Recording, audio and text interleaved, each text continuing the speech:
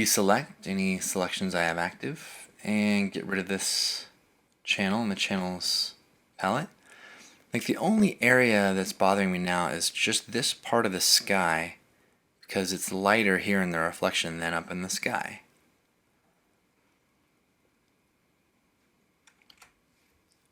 So let me zoom in.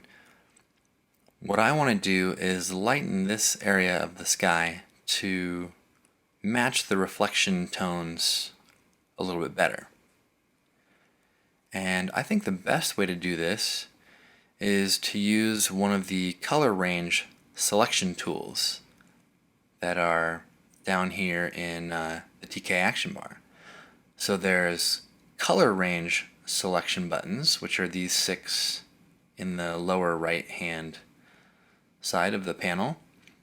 And there's also color channel selections that are built from these 6 buttons on the left side.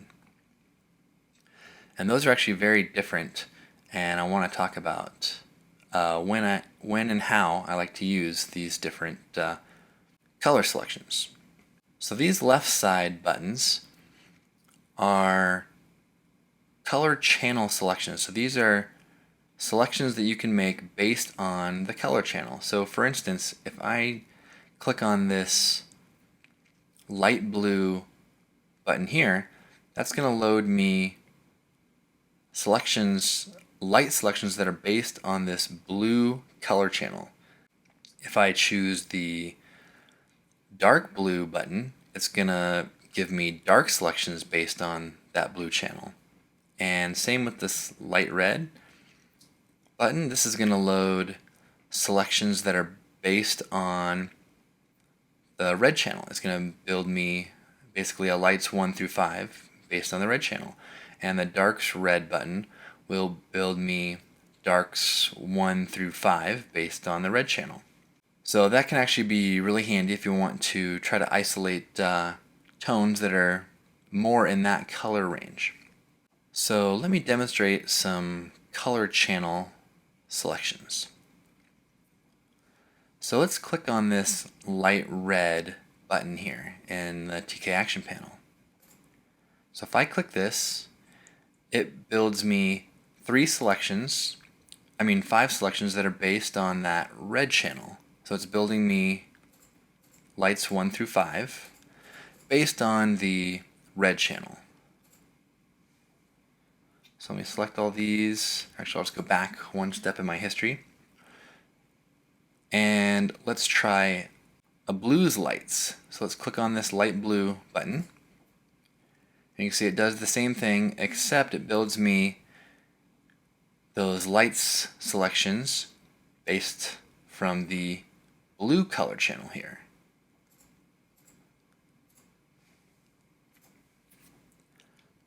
Let me go back one step.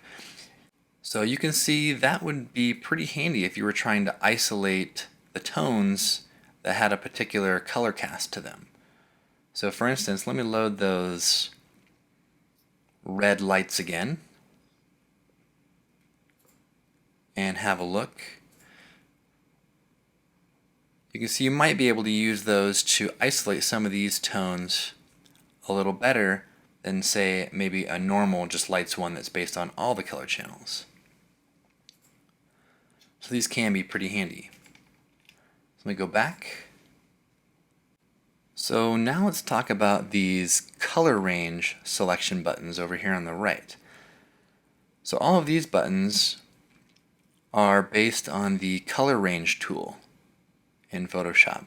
So they work very differently than the color channels.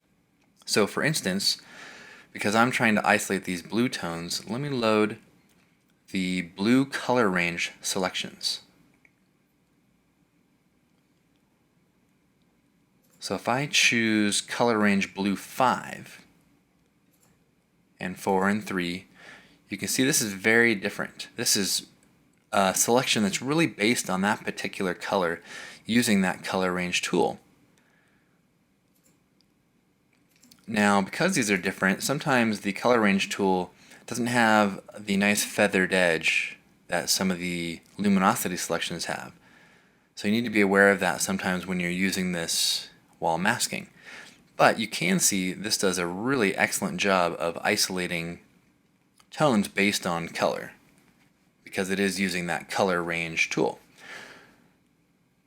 So let me compare this color range selection with the color channel selection. So let me get rid of these really quick, and let's load those color channel selections. And you can see these don't isolate those colors nearly as well. So this definitely isn't the tool that I want to use for this particular job. So let me go over to the color range selections, the blue color range selections again.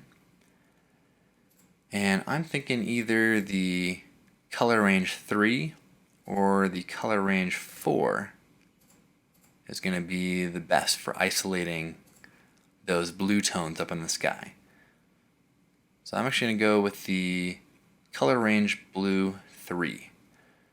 So to load this as a selection, I'm going to select it here in the channels menu, and I'm going to load this channel as a selection, and then I'll get rid of these later. So actually, let me deselect this because I'm actually not ready for this selection just yet. Because what I want to do, I still want to use this color range blue 3 selection, but I want to make the adjustment layer first. So let me load a new levels adjustment layer and lighten it up. And I don't care what it's doing to any other part of the image. I'm just looking at this blue. So let me preview that on and off, because we're going to use that color range selection to just mask it into this particular area here. So let me invert this mask to fill the mask with black. So let me go up to the invert button, start with a black mask. Now let me load the color range blue 3 selection here. Then I'll move back to that mask, hide the marching ants. I'm going to load the brush tool with 30% opacity, and I'm going to switch the foreground color to white since we're starting with a black mask. And let me make a couple passes up here and start lightening this area of the sky. And you can see this does a really nice job of isolating those tones based on the blue color. So let me preview that on and off. And this is much closer to the reflection now.